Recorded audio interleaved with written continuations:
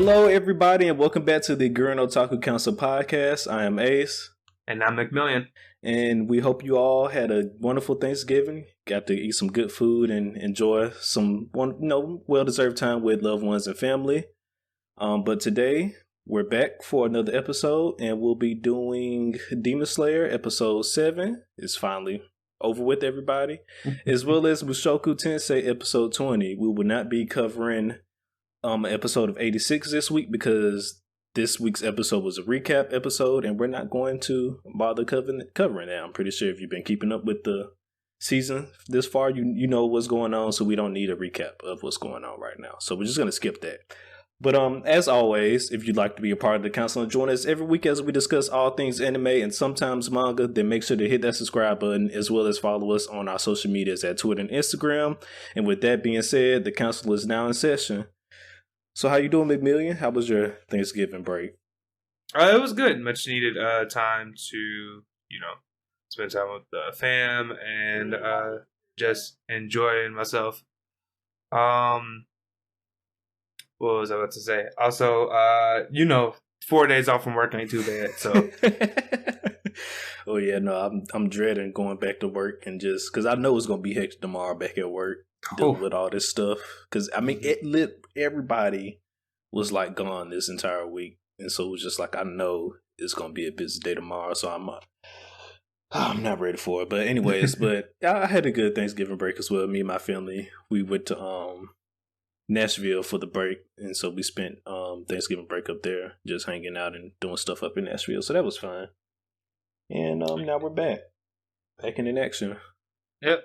And with that said, I guess let's get started with these action-packed episodes. So this episode of Demon Slayer, episode 7 of season 2, is called Set Your Heart Ablaze. Gotta cash in that Rengoku money. And I've been saying it the whole time, guys, and it's not changing.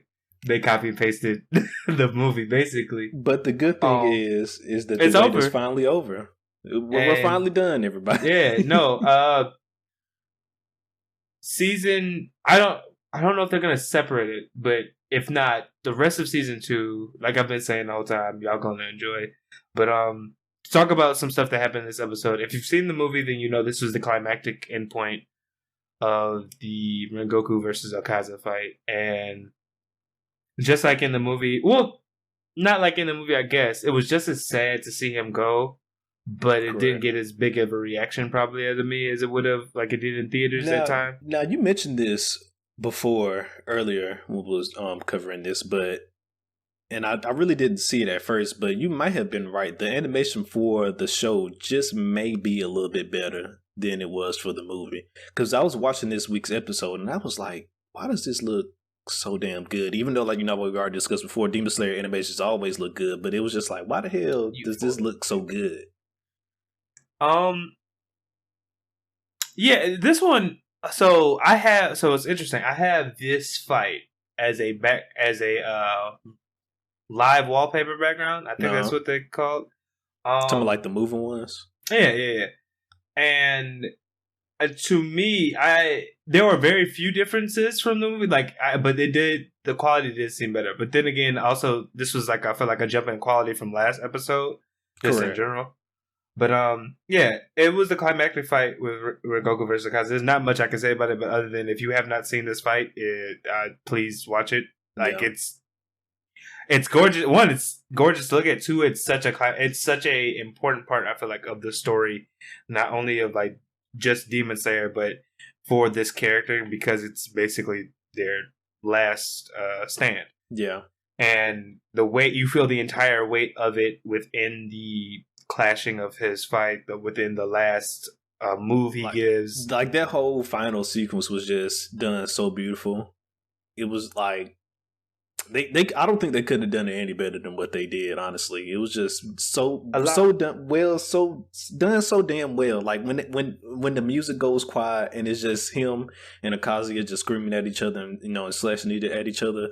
You're just looking at it like this is peak fiction right here. Like this is peak fiction. Yeah, no, the part that always gets me, or it still got me today, even when in theaters. when you see Rengoku take his breath for the esoteric art, and you see the flame move throughout his body. Yeah, now that was fire. That always gives me goosebumps. And that was just, even though like this is a rendition, and I would have loved to have just gotten like straight to the Entertainment District art, seeing it again was nice. Yeah. Besides this fight and Rengoku's passing, something else that we got to see that I like, that I really enjoyed, Tanjiro getting angry with Akaza for the like, and being like, you are a coward and everything like that. Like the only reason, like, it was like Rengoku fought you with his all and you run away at the last second. How dare you? Like in theaters, that was such like a powerful moment, and I still feel like even though we're seeing it again, it didn't take away much. Yeah, like that, like I said before, that whole last scene. Because I mean, one thing I do appreciate from this movie / this arc was that it did not end happy. You know, it wasn't a happy ending. You know, I hate it when everything has to have a happy ending, especially when the climax is just like so dire and stuff like that. It's just like how, you know, when you pull out these happy endings out of these dire situations, almost like, well, how the hell did they even get out of stuff like this? And so, not to say it was, I'm glad that he died, but it's just more of I'm just glad it was not a happy ending. It was sad and unfortunate that we actually, lost Rengoku and stuff like that, and we actually lost the Hashira, but it made for good, storytelling and good writing. Yeah, I'm all for meaningful character death. Correct. Like, I think, while I gave them flack at the beginning of our podcast, the Rengoku simps are justified for simping for a good character. And a character that also has a lot of weight for our main character moving forward. Like, you can see even by the end of this episode that Tanjiro is moved by Rengoku and his actions. And he seems to have met a demon slayer that will shape how he moves forward for the later parts of this story. Correct. Another thing that I'm pretty sure they're going to touch about it, because I didn't think about it in that movie, but when I saw it again at the end of this episode, it made me think about it. Tanjiro has to get another sword now because he threw it at Akaza. Yeah, we get to see the. We're gonna get to see the Sword Village people again, which I'm pretty sure they're gonna give him another one. But I just didn't know, it didn't hit me last time when I actually seen it in the first of the movies. But they're gonna have to get that man another sword. We're gonna have to see old boy act a fool again. Because he was pissed last time Tanjiro messed up his sword. I'm pretty sure he's gonna be pissed again. Yeah. But, so that's gonna be your blades, boy. They expensive. I'm pretty sure they are. So that's gonna be funny to watch again, see him act up. Yeah. What else? Another thing I think that shouldn't be overlooked, from the movie or like from this episode, some of Rengoku's final words was like an acknowledgement to Nezuko and her importance moving forward, of how like anyone willing to shed blood to protect people from demons, he acknowledges as a demon slayer, and I think that was just really cool. And an aspect of like when you first met all the Hashiras, all of them were basically like, yo, this girl needs to die, except for Giyu. Yeah, Giyu was the only person that actually stuck up for him, and surprisingly the head of the demon slayers. But every other Hashira was like, there's no such thing as a good demon.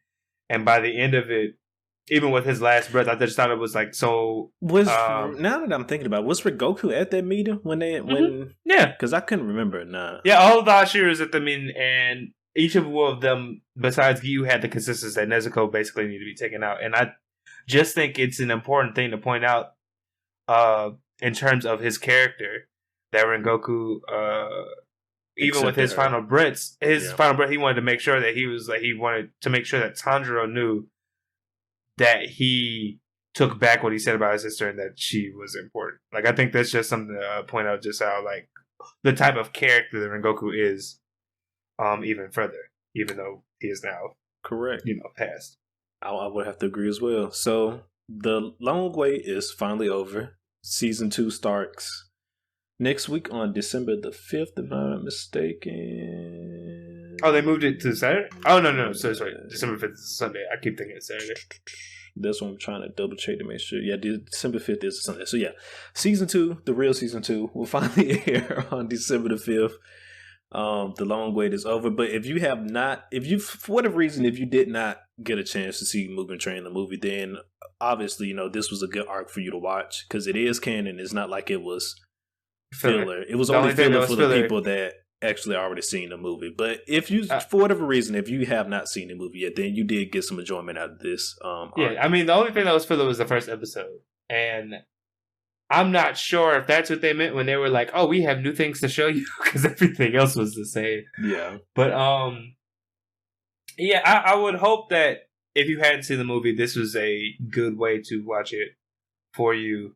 And if you have seen the movie, well, everyone, we kind of know what happened.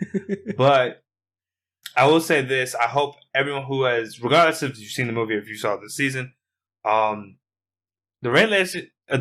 Entertainment District arc, it should be extremely enjoyable, I think, for everyone. Since I've already seen it, I can't necessarily answer this question, but I was going to ask Ace for the sake of the podcast and also just like add some more stuff to the viewing thing because obviously movie, so we don't have a lot to talk about all the time with this. What do you expect moving forward, Ace? I'm not going to confirm or deny anything. Okay, yeah. So moving forward, I do expect it maybe to be some type of small time skip, whether it be like a few weeks or months for them to heal after this fight, because Tanjiro is messed up, so I expect it to be some type of small time skip for him to recovery, like they normally do. But other than that, as far as for the rest of the season, I am looking forward to seeing the next Upper Moon. I don't know what number she is, whether she's above Akaza or below Akaza. So I'm looking forward to see if she's actually stronger than Akaza or weaker than Akaza. So that's going to be nice to see. I'm actually looking forward to seeing the next Hashira. I think he's the Sound Hashira, if I'm not mistaken. Yeah, okay, yeah, I got that correct. I don't remember his name, but I do know he's the Sound Hashira. So he has 2 blades, which is cool. So I'm definitely looking forward to seeing some more of him, especially like I said, after seeing the stuff that Rengoku can do. That was the first time we got exposed to actually seeing a Hashira. I'm definitely excited to see what another Hashira can do, especially something like a Sound Hashira. Because like, what type of moves would you have? We know with sound and stuff, so that's going to be interesting to see how they depict that as well. I can't wait for that. And I also, the main 2 things I do want to see, because I know I'm going to get, of course we want to get more development on Tanjiro. I already know that's going to happen. But one of the main things I do want to see is I want to see more development with Zenitsu and Nezuko, particularly. Nezuko has been slowly growing as a demon.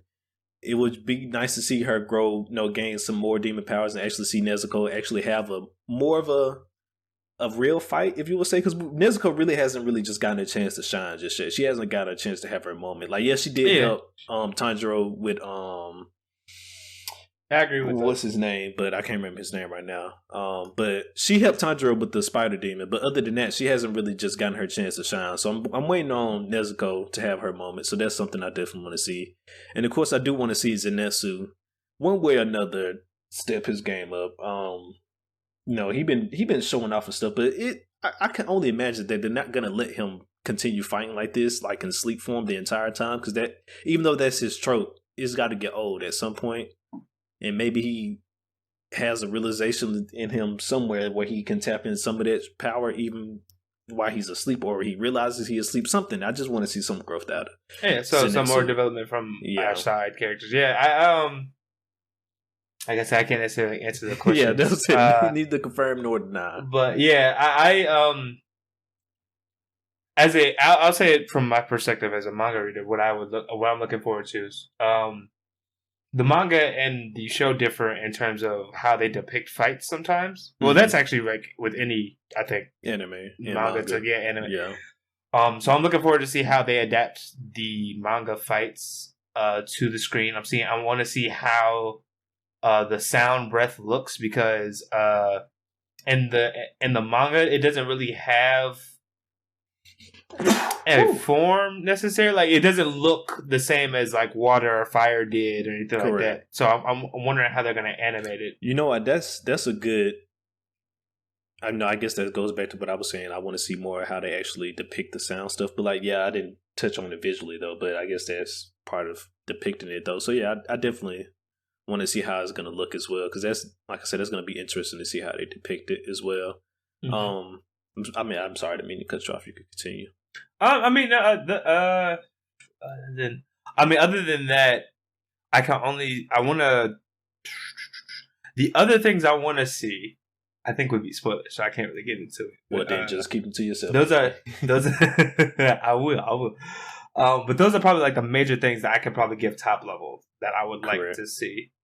From this season, I also want to see, I guess, maybe the depiction of the entertainment district, because from the trailers it looks great so far already, like the moving, sweeping shots and stuff like that. Yeah, like Demon Slayer has already proven itself to be a great anime as far as visuals. So I'm just looking forward to see the eye candy, I guess. Yeah. Of like what else they're also gonna show me. One thing I am looking forward to is to see if they touch upon, or not touch upon, expand upon breathing techniques and stuff like that in the next season. So I'm looking forward to seeing that, because we got hints of stuff, from the Mugen Train arc about all the different things that you can actually do with the breathing techniques and stuff like that. Oh yeah. So the concentration and stuff like that. Yes. Yeah, stuff like that. So I'm hoping to see if they expand on some stuff like that as well. And then you already did mention that we are going to get another touch of, not another touch, a more in depth of the Demon Corps as a whole during this next season. So I'm looking forward to that as well. I don't think that's really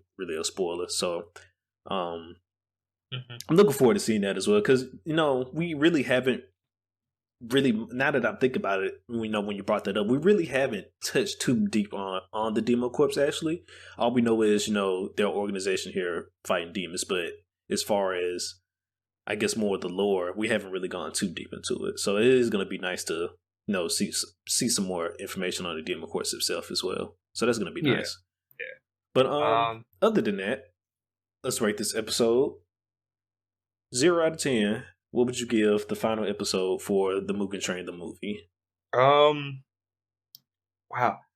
it's so interesting because I give this movie like a 9. It's like 9.5 really. I give the whole movie like a 9.5, almost a 10. Yeah. This episode though, in terms of where they break it down. Well, while you're thinking about it, I'll give it an 8.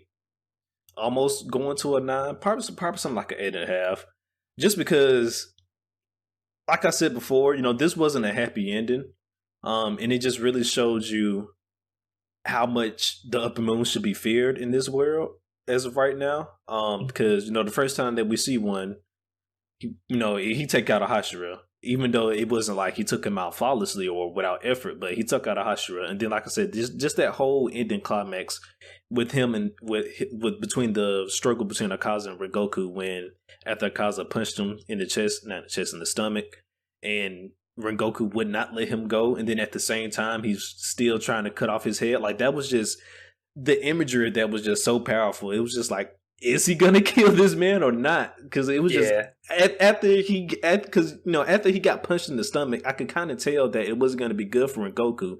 But the whole time I'm thinking is he actually gonna end up killing Akaza though? Like, is he gonna take out this Upper Moon?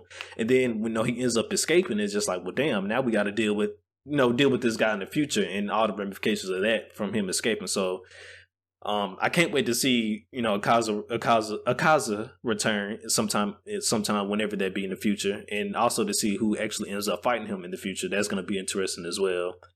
So I definitely can't wait to see that. But yeah, and then just the whole Rengoku death in general. As much as we talk shit about them Goku simps, like you said before, they had actually something to simp for. So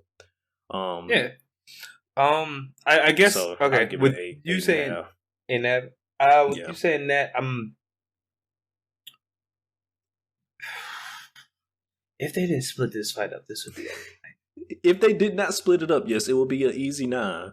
Like the whole fight itself, easy. Maybe even a 10, but definitely a 9. If last episode and this episode were combined, this would be like a 9.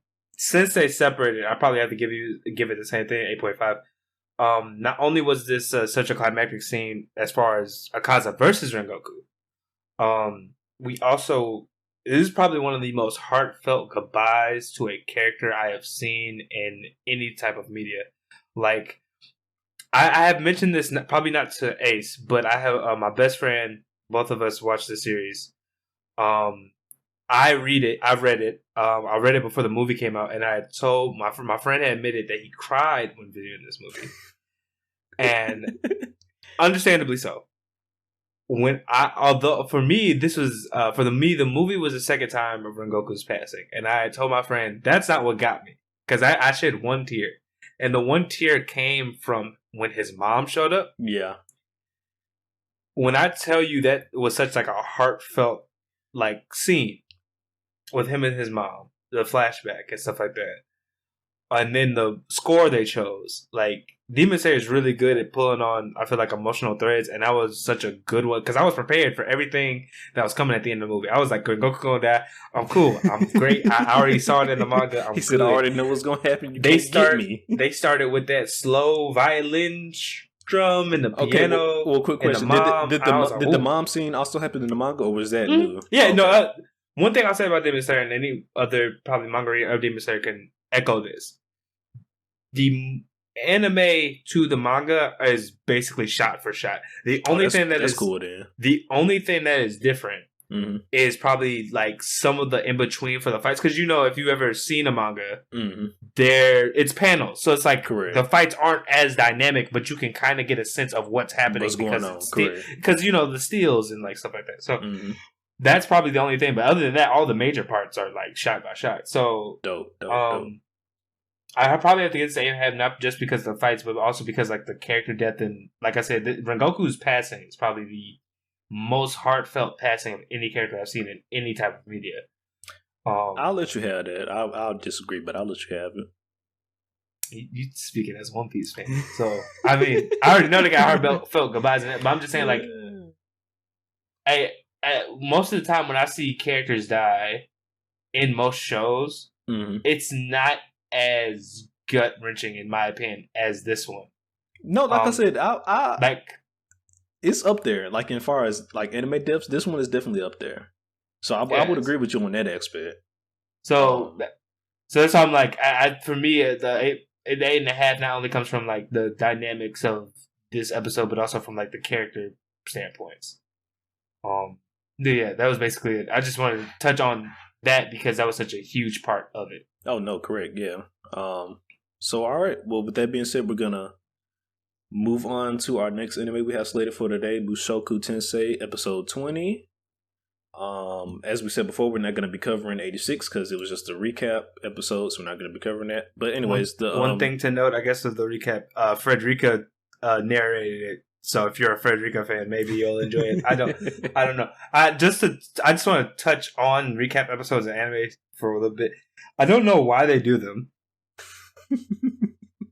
Especially sometimes in the middle of the season, because I'm just like, were we not watching the season? Yeah. Like, we wouldn't even know about the episode if we weren't watching it. So, yeah. But unfortunately, when stuff like this happens, we're probably going to skip over it because, again, either A, you've been following along with this podcast, which means you've probably been following along with the stuff, and B, we can't really review a recap episode because it's like, we reviewed all the episodes that came before the recap. So we could do a recap of, I guess, the season so far, but we're going to recap the season at the end of the season anyway, so it's almost like no point in doing it. Yeah, and that would end the season. So yeah, I was about to say also that's just for rating purposes too. Yeah, but yeah, just to give a little spiel, probably like why we were, if you want other reasons of like why we're not covering it or anything like that. That was just a little spiel.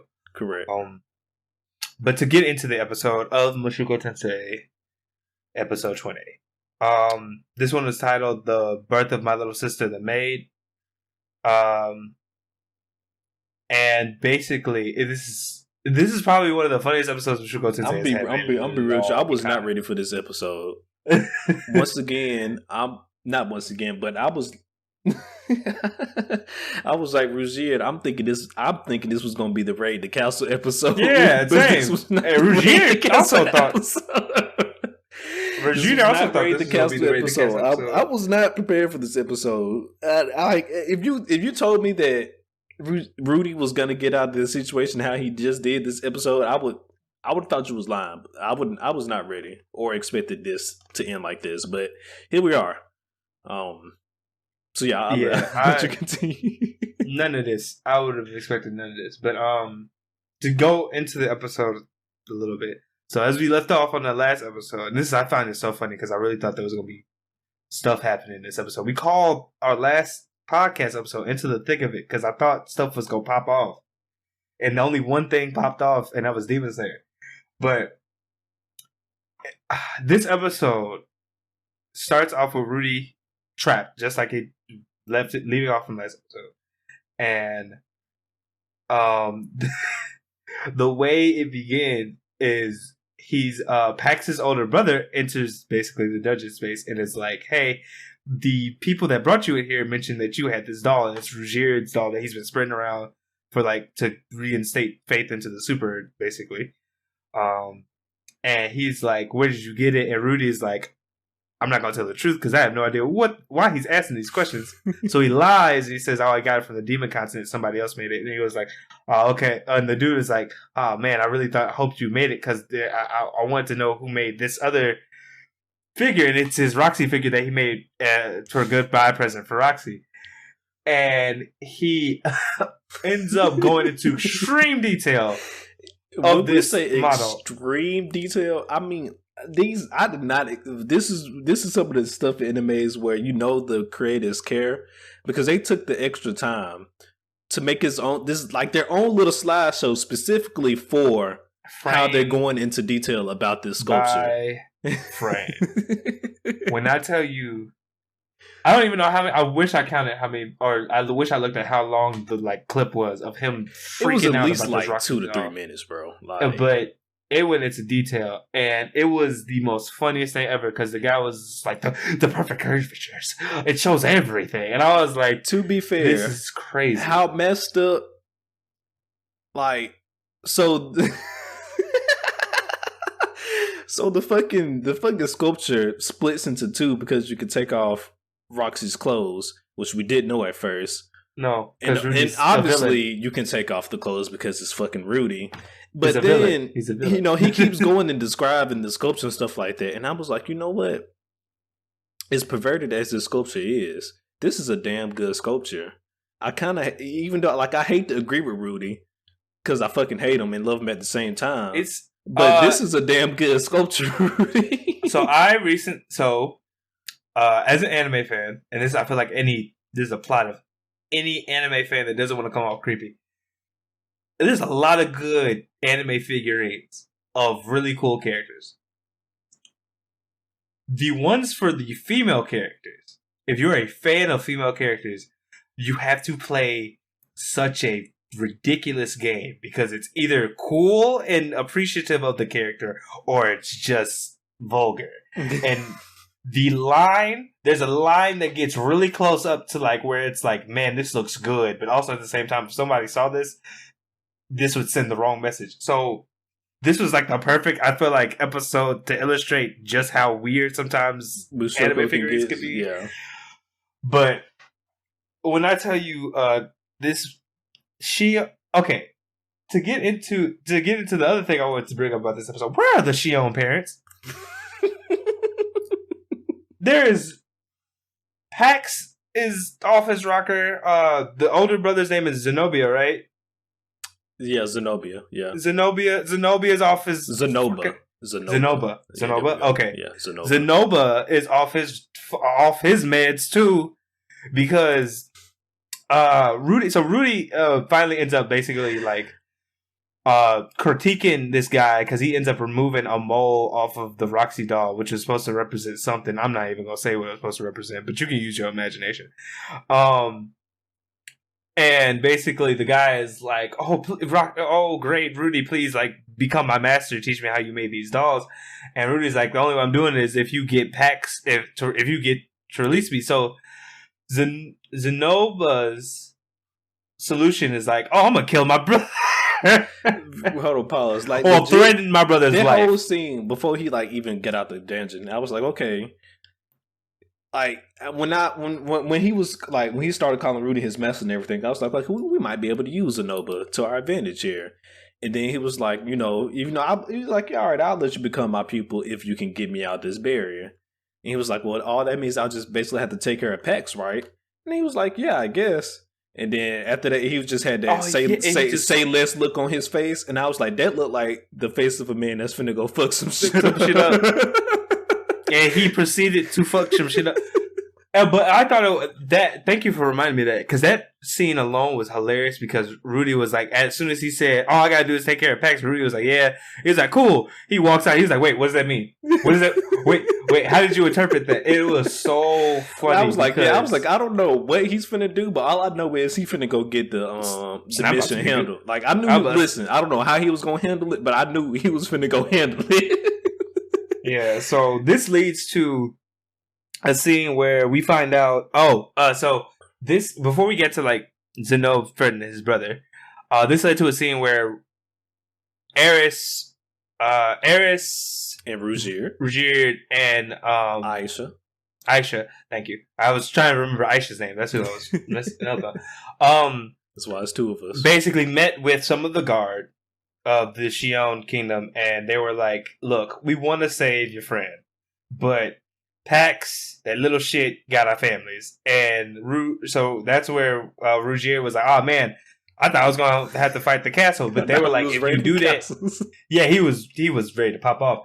But they were like, if you do that, Pax is going to definitely kill our family if we don't fight against you. Because at the end of the day, we don't want to fight against you. But he was like, the better thing is, if you save our families, we can better help you guys get around. And, that just goes to show you that how fucked up Pax really is. But then at the same time, you would assume that if you're a prince, you already get, guards assigned to you to some extent. You know what I mean? But I think it's I say this. I don't know what their parents said. I don't. But by how how Pax is maneuvering, because Zenob's not. I mean, Zenob crazy, but he also didn't seem like he was out here kidnapping people, family crazy. Yeah. By how they're maneuvering, I'm assuming that their families, the way that the upper Xion family runs things, isn't, huh? Chiron.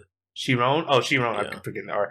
Chiron family runs things is not like how Pax runs it. So I'm assuming. I would not assume so.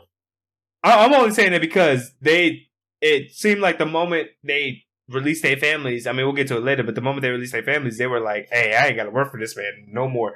So I'm assuming that like somebody in the upper Chiron family is like, this should not be allowed. But I don't know. I don't know where their parents are. They haven't shown none of these people parents, and I'm just questioning myself at this point. Yeah, like I said, it's just Pax was already a fucked up individual. But then my question is, what was the point of taking the soldier's family hostage? Because like I said, you're already a prince, and so I'm assuming because you're already a prince, you have to have some type of guards already assigned to you. So what was the point? Unless the point was just to get, I guess, extra guards under you, or just make sure the guards was just like 100% loyal or something like that. But still, yeah, I think it was more so that, because the thing at the end of the day, the reason I brought up, like, I don't think the upper, however they run their kingdom, I don't know if it's 100% like that, is one, because if he had to kidnap people's families to make them work, it means that at some point his guards could disagree with him. Probably, yeah. That's the only reason I say that. But yeah, Pax is no.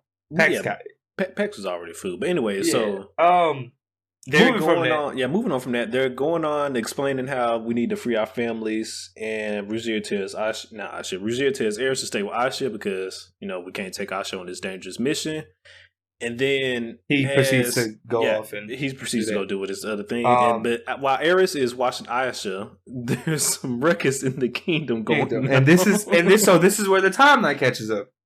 So Zeno, it turns out that Aisha is like, Aisha hears all this ruckus, and she's like, oh no, it's it's that guy again. It's that guy again. And Eris is like, what guy? And Aisha is like explaining that apparently at some point in the Shion Kingdom there was a special person born who has the strength, who has ridiculous amounts of strength, and who has harmed basically people by accident, and he only like emerges when he's angry or something like that. And Eris is like, oh, he sounds like a cool person to fight or whatever. And Aisha was like, nah, not really. He killed his baby brother off rip. And I was like, oh.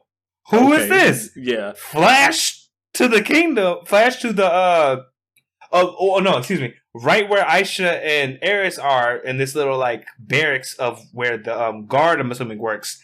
Outside the window is Zeno grabbing his brother Pax by the head, just lifting him casually. And Pax, if you've seen the episode, Pax is fat. Like, this is not easy. But as they're describing like what a blessed child is and stuff like that, they're zooming in inside of Pax inside of his bedroom. He's sleeping, and the whole time I'm just thinking. Oh, that's right. I forgot about that. The whole time I'm just thinking, I know this motherfucker Pax ain't the blessed child. And then all of a sudden, you just see Pax just get hemmed up. Like, this man just get hemmed up. Snatched. And then once he got hemmed up, I was like, yep, there go that boy. Yeah, so Zenob is apparently the blessed child. He has immense strength. And he's just carrying his brother by the head. And the guard is trying to stop him. They're, like, pleading with him, like, hey, bro, like, don't do this.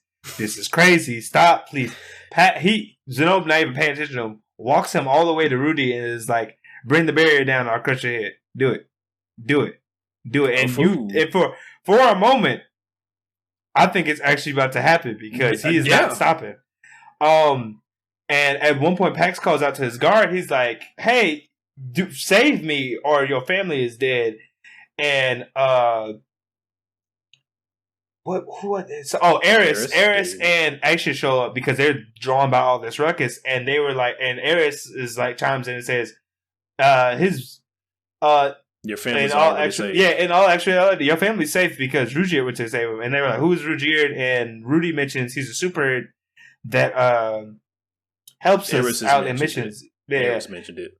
Oh, Eris mentioned it. Yeah. That helps us out. And at first I'm like, oh no, she mentioned he's a super. The guards aren't going to go along with this because they look scared at first at the mention. But they mellow out and they're like, well, Pax, I'm sorry. I used to work for your brother, so it's like your orders come second to his, and I'm like, oh my god, they're about to kill this child. They're about to murder this boy. I really thought Pax was, finna be gone because, as all of this is going on, Zenob is just still slowly squeezing this man's head. And then it even gets to the point where they zoom in like on Pax's neck and like you start to see a stretch and stuff like that. Yeah. And I was like, damn, they really finna off Pax. Like right here. But if they had done that, that would have been so like it would have been surprising, but at the same time, I'd just be like, dang. Like, well, if someone had to go. I'm glad it was him if somebody had to go. If somebody had to go. Yeah. But luckily, Pax, or unluckily, I don't know. It depends on how you look at it. Pax is like, fine, I'll release him. And then so Zenob drops him. But before leaving him alone, Zenob just taps him on the arm. And his arm is immediately just snapped and broken. It just folds. And Rudy sees all this, and he's just like, "I never expected this day to go like this." I was just like that as well, Rudy. I was like, I didn't expect this day to go like this either, Rudy. I'm right along with you. And he's just flabbergasted, and Rudy is basically feeling how the audience feels. And I was telling Ace this off camera, but the man god is no longer to be questioned. Because I really thought they was going to have to fight their way out of this. Nah, fuck that. I'm still everything just lined. I don't know.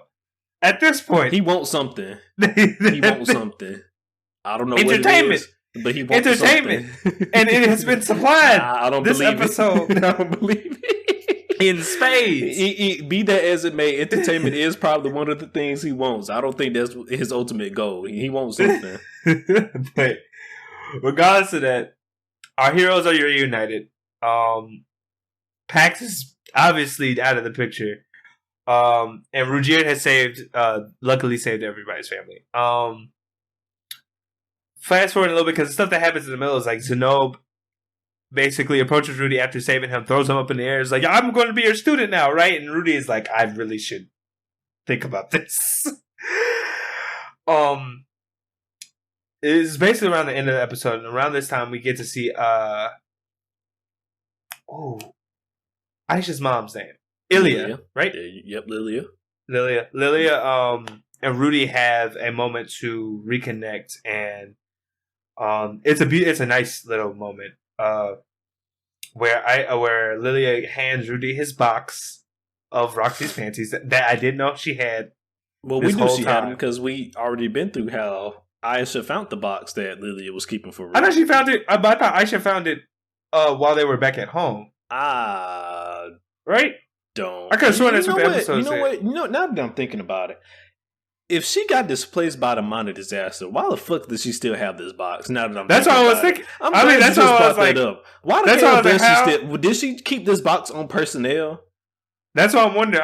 Because in the previous episode, Aisha said she found it at the house. She had to keep this box on personnel, which is wild. Why are you carrying around a box with somebody else's panties for Rudy? I don't understand. Maybe after Aisha found it, she decided to keep it hidden, but I don't know.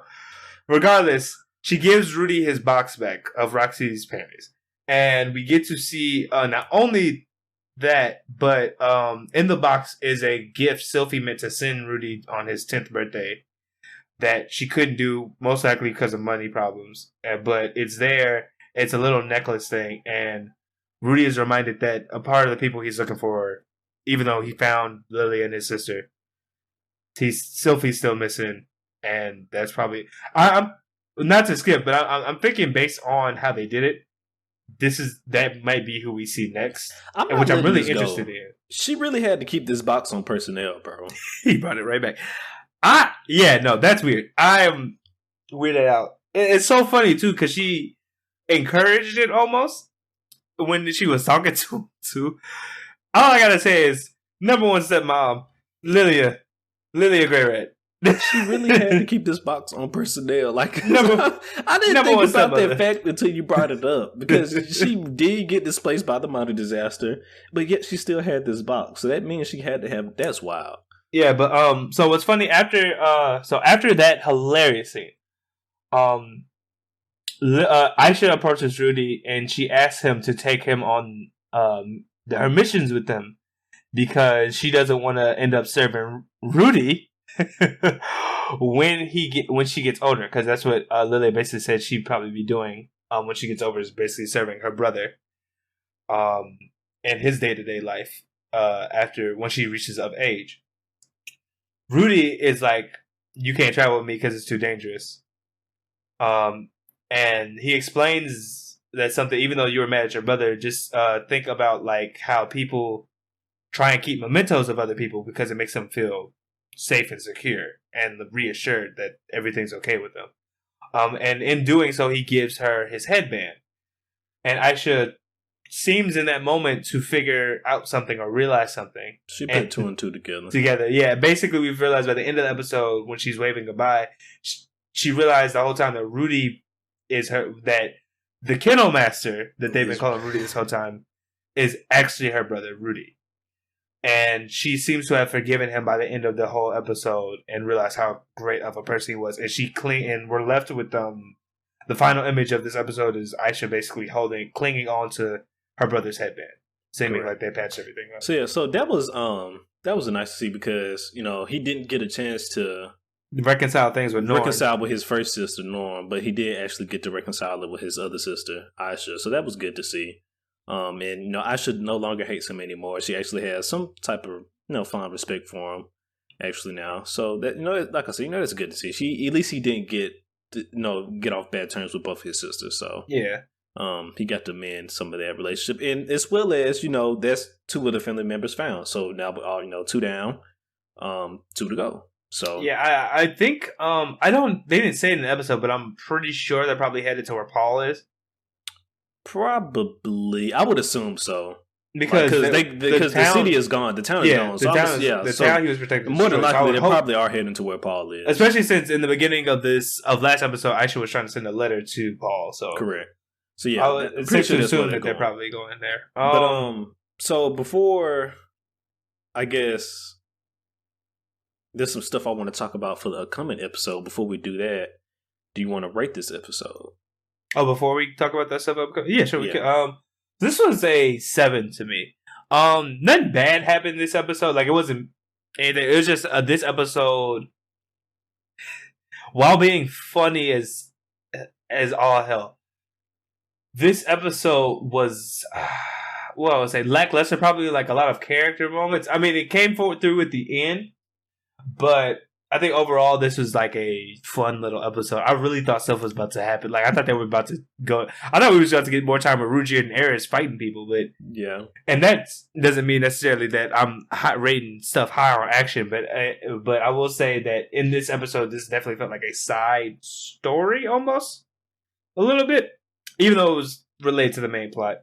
But it was a good episode. It's very enjoyable. If someone were to ask me funniest episodes, it's definitely going on my list of Mushoku Tensei. But like story heavy episodes, not necessarily too much. So this is probably a 7 for me. I'll agree. I'll give it about a 7.5 for mainly all the reasons you just said as well. And I know a fool when I see one. And as soon as I saw Zenoba, I knew that man was a fool. And where are their parents?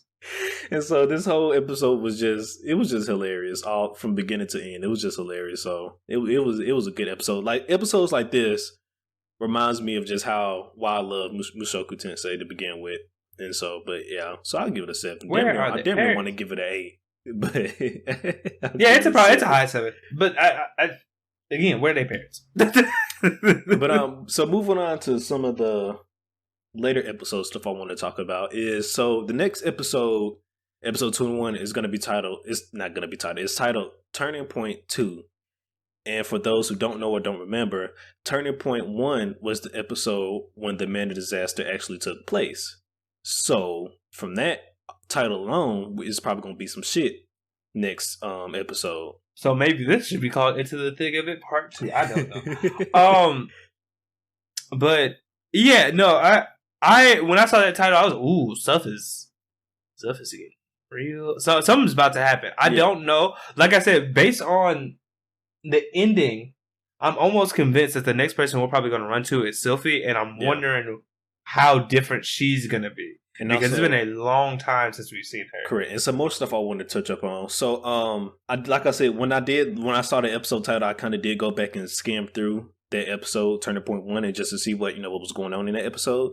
So it's pretty much confirmed that guy we saw was the dragon god, because 1, he had scales under his eyes, and then 2, he took like a full front on attack dragon blast from this dragon. And, yeah, okay, I remember that. And nothing happened to him. He just straight took it, and then the dragon looked him dead in his eyes and just like, okay, I'm gonna leave you alone, and flew away.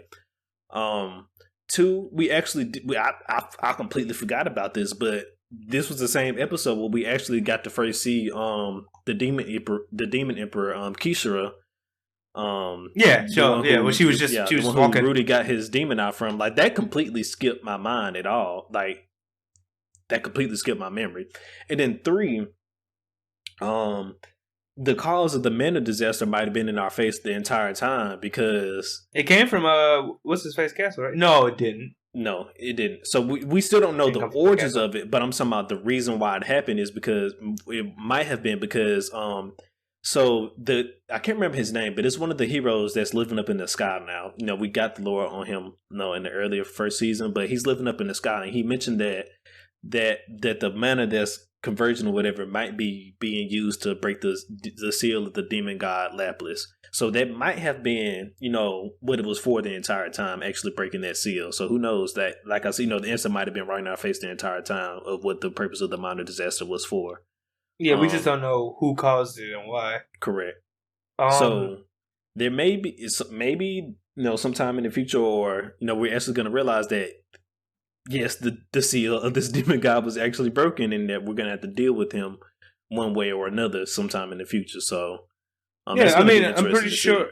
I'm thinking that's probably going to be the climactic stuff. Because, like I said, with the sacred beast already taking a liking to Rudy, and him appearing, and they say he only appears in times of like great turmoil. I'm pretty sure the Manga disaster is going to lead to something other than just like, our families have been displaced. Like, so something bigger is obviously coming from this. Correct. So, but I think for next episode, I don't know. Like the fact that Turning Point 1 or Turning Point originally was when the Mato disaster happened. The implications for next episode are huge, because it's like, hopefully another one doesn't occur, but something else is probably big is going to happen. And I'm wondering if it's probably going to be when Rudy and Eris finally return to Eris's hometown kingdom. Probably so. Yeah, I mean, and we find out that who and why her grandfather was executed. Yeah. So I mean, one way or another, some shit's got to go down next episode, just based on the title alone and what happened in the previously titled episode version of this. So it's definitely next week's episode should be a good one. Yeah, it should be a good one. Yeah, hopefully. I mean, unfortunately, at the end of the recap episode, they did not mention if next week we'd have an episode from 86. But if all three of the animes come back, we actually will have a lot of insights to talk about next week, because Demon Slayer's, like I said, entertainment is going to start, and then we have the implications of what Turning Point 2 is going to be. So, just for the fact that, if I'm not mistaken, they did say the first episode of Demon Slayer was going to be an hour long. So that too, yeah. Next episode, we might have to split it up, or it's just going to be one long episode. But we'll figure that out once that comes. Yes, guys, come enjoy us talk about this and watch me nerd out, because Entertainment District is one of my favorite arcs. So we'll figure that out. It's either going to be one long episode, or we'll split it up. But that's all the animes we have for today. Now moving on to some weekly anime topics that we had to this, that I want to discuss, and if Jake has anything to discuss. So this Friday, December the 5th, the Sword Art Online movie will be coming out. So I cannot remember the name, but the new Sword Art Online movie, I think it's Progressive something, but it's going to be coming out this Friday, and we will be doing a movie review of that movie as well. I may or may not be here for that. Yes, McMillian may or may not be here for this one. But it's okay. We got some other people joining us that's going to come join me in talking shit about SAO. Not talking shit about it, but I like SAO. It's not the best anime, but it's one of those feel good animes that I like watching. You can guess how I feel about it. But anyways, so be on the lookout for that as well.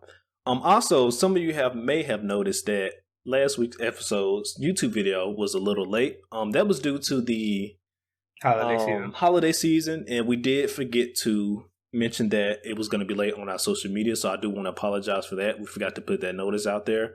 But this is why we have our social media. So in the event that something like this does happen, you can just come check our social medias and see what's going on and stay up to date on everything about the podcast.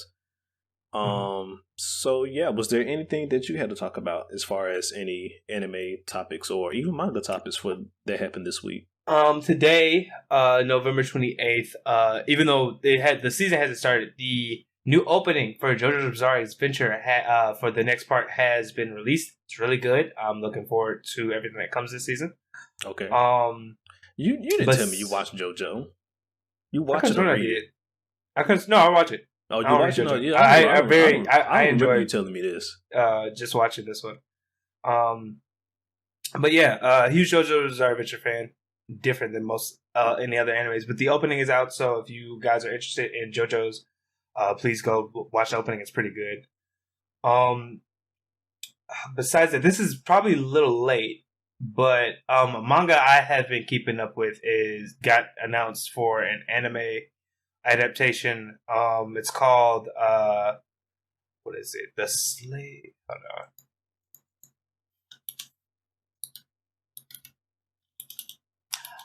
I am having a hard time finding it, but it's made by the same person who made A Kami Ga Kill, and the premise is pretty solid. It's a little bit ecchi, so if you're not into that, but it's actually pretty. It's a really good story so far, though. Correct. Yeah, if you're watching this in video, I'll pull the title up on screen for you. Yeah, I'm sorry, y'all. I will make sure that we get that in post, because I meant to.